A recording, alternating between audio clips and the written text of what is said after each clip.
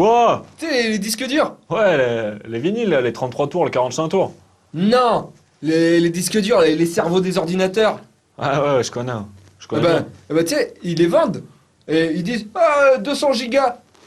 Mais tu le mets dans ton ordinateur, tu le formates, et après t'as que 180 gigas.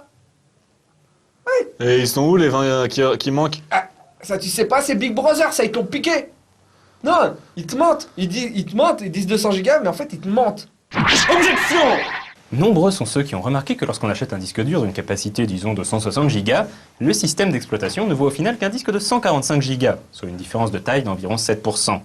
Cela a même valu au fabricant de disques durs Seagate un procès en 2005 qui s'était conclu par un arrangement à l'amiable.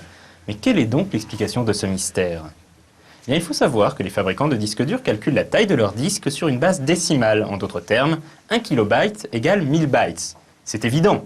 Mais pas tant que ça, parce que les systèmes d'exploitation, eux, calculent en base binaire. Et donc pour eux, 1 kilobyte égale 1024 bytes. Et donc ça change totalement le total de kilobytes. Mais ce sont les systèmes d'exploitation qui sont en tort, puisque logiquement, ils devraient utiliser comme dénomination les unités conçues spécifiquement pour désigner les mesures binaires. Et donc 1024 bytes devrait être nommé un kibibyte et pas un kilobyte.